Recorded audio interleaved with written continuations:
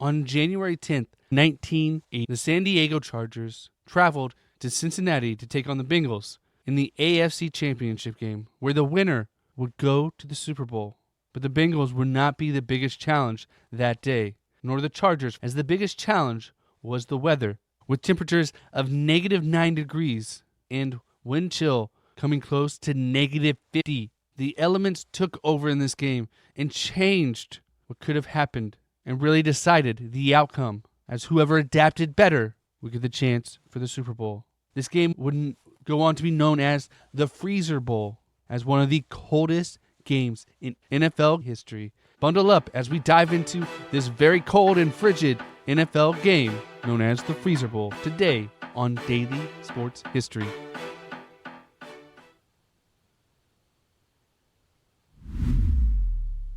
Welcome to Daily Sports History. I'm Ethan Reese, your guide, as you daily learn more about sports history, increasing your sports knowledge as we dive into the Freezer Bowl. And today's trivia question to listen out for is, what was the last NFL game played in negative temperatures, where the temperature was below 0 degrees? Listen throughout the episode to find the answer, and if you miss it, I will give it to you at the very end. Now, cold games in the NFL is nothing new, as most of the first NFL teams started in the Northeast or North Midwest, with teams in New York, Wisconsin, Chicago, very cold cities. And the coldest game on record is known as the Ice Bowl, which was the 1967 NFL Championship, where the winner would go on to play in the Super Bowl, where the Dallas Cowboys traveled to Lambeau Field in Wisconsin to play the Green Bay Packers, where it was a -13 degrees and -48 wind chill. But the second coldest game happened in 1980 at Riverfront Stadium in Cincinnati, Ohio. But how did we get here? See, the Cincinnati Bengals had a great season, going 12-4 and winning the AFC Central that year, being coached by Sam Welch, and quarterback Kenny Anderson was in the talks to win the MVP that year, although he fell just short. But he led a well-balanced offensive attack, with receivers like Chris Collinsworth and tight end Dan Ross, and big running back Pete Johnson, who could barrel through anybody. Their first game they played against the Buffalo Bills in the playoffs, where they came from behind to win 28-21, advancing to their first AFC Championship game since 1970, the high-powered the San Diego Chargers. Now, the Chargers were known at the time for the Air Coryell offense, where their head coach, Don Coryell, designed an offense that was predicated on the deep pass, where their future Hall of Fame quarterback, Dan Fouts, would lead one of the most prolific offenses out there, featuring explosive playmakers such as Hall of Fame tight end Kellen Winslow and receivers Charlie Joyner and John Jefferson. In the playoffs, they would face off against the Miami Dolphins in the AFC divisional round, where they won 41-38, where they came back in the second half to secure the victory on the backs of their offense, to go on to play in Cincinnati for the chance to get to the Super Bowl.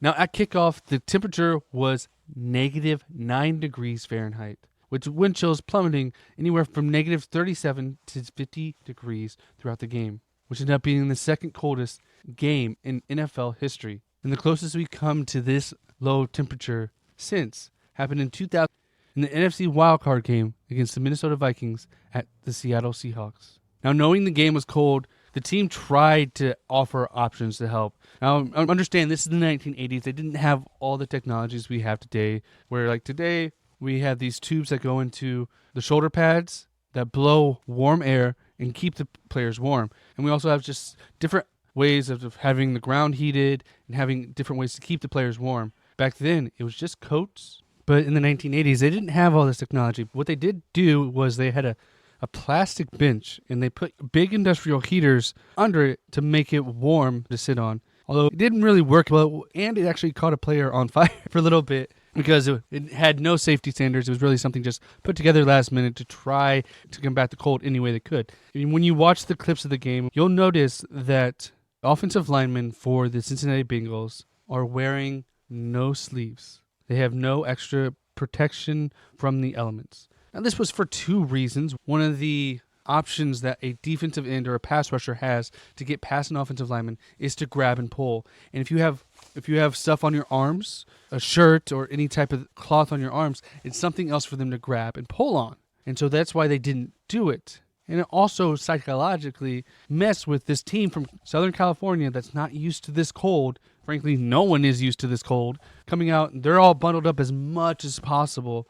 And they go against this lineman who you see their bare arms. You see that they don't have this extra layer of protection. It was cold. And it's funny, back then in the 1980s, they didn't have the catching gloves that we have today, that receivers all have. That's very sticky. Back then, they just had gloves. Literally, you'll see clips if you watch closely of the receivers of the highlights of this game for the Cincinnati Bengals. They have on thick leather gloves that have no sticky things on them. And they actually put tape around the bottom of them so they wouldn't fall off. And surprisingly enough, this didn't hinder them from catching. You can catch with these gloves. It's harder, but your hands are warmer, so at least your hands are mobile. And the ball stings when it's this cold. So it helped a lot. And the wind being as cold as it was, you watch the game and the ball just dies. For each team, whenever they threw the ball did not travel like it normally does. It died. It would go about 5 feet less than it would normally travel. The wind would push it. The ball itself was cold and heavier, and so it was a harder thing to do. But Kenny Anderson came out and was throwing the ball like it was normal. And so the game starts, and it's a struggle. Each team's trying to pass the ball, and they're not having a lot of success. But running the ball, there is some success. And the Bengals were able to get close to kick a 31-yard field goal with Jim Breach, who was a 5'6" kicker who had a size 5 foot. Barely anything, was able to kick in this weather and gave them the lead. And they came back that same quarter where Kenny Anderson threw a pass to M.L. Harris, who's wearing those leather gloves, an 8-yard pass, and gave them the lead 10-0.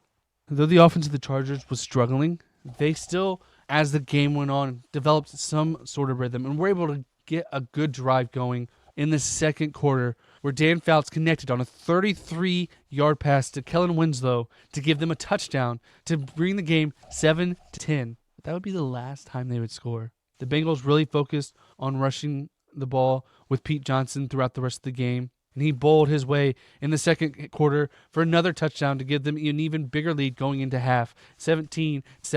And it was a struggle throughout the game. Dan Fouts would end up throwing 2 interceptions as he couldn't get the ball where he wanted to go. But they were able to rush for over 100 yards with Chuck Muncie and James Brooks. But it just wasn't enough. Ken Anderson ended up passing for 161 yards and 2 touchdowns, as well as rushing for almost 39. And Pete Johnson rushed for another 80 yards throughout the game. The San Diego Chargers struggled mainly in this game because of the weather with turnovers. They had 4 turnovers, 2 interceptions, and they had 4 fumbles, losing 2 of them. It was a struggle throughout the game for the Chargers. They just weren't able to, because of the weather, always equalizes offenses. And their great offense struggled against the weather. The defense of the Bengals was a good defense, but it wasn't so good that they would just stop one of the best offenses at the time. But the weather did. In the second half, in the third quarter, the Bengals would again kick another field goal with Jim Breach. And in the fourth, they would score a 3-yard touchdown to Don Bass, giving them a 27-7 lead, which would be the final score of the game. The Bengals defense really stepped up with the help of the weather, producing turnovers and just not allowing the Chargers offense to get any consistency and making sure that the pass was not going to affect them. And it wasn't just an effect on the offense. The Chargers kicker, Rolf Pernitsky, missed field goals throughout. He struggled, as when he kicked the ball, it just died. It was not effective. Compared to Jim Breach, who was a small guy, but he knew how to kick in this struggling weather. And in winning this game, they punched their ticket to Super Bowl 16 versus the San Francisco 49ers, where, despite a valiant effort to make a comeback at the end, they lost 26-21. Unfortunately, the Cincinnati Bengals have not won a Super Bowl, but this just goes to show you they had chances despite the weather in Cincinnati at the time. They went up against one of the best teams in NFL history in the San Francisco 49ers, and only lost by 5 points. Often that's what happens as teams come close. And though we don't have as many cold games as this, we did have one recently last year that was -4 degrees, where the Chiefs played the Miami Dolphins in the AFC wildcard game. And it's cold, but we have better ways to deal with it. We have better technology in athletic wear to keep the players warm and safe. Because at these temperatures, you can get frostbite, you can get hypothermia. And what's amazing is the fans still come out for all of these games.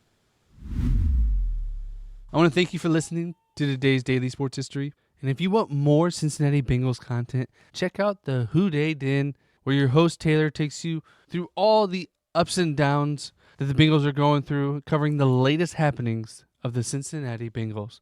We'll put a link in the description below for you to check out that podcast. And if you enjoyed today's Daily Sports History, please share an episode on your social media with all your friends. That way they can join in on the Daily Sports History fun. And did you catch the answer to today's trivia question? When was the last time an NFL game was played when the weather was below 0 degrees? Last year, that was -4 degrees, where the Chiefs played the Miami Dolphins in the AFC wildcard game.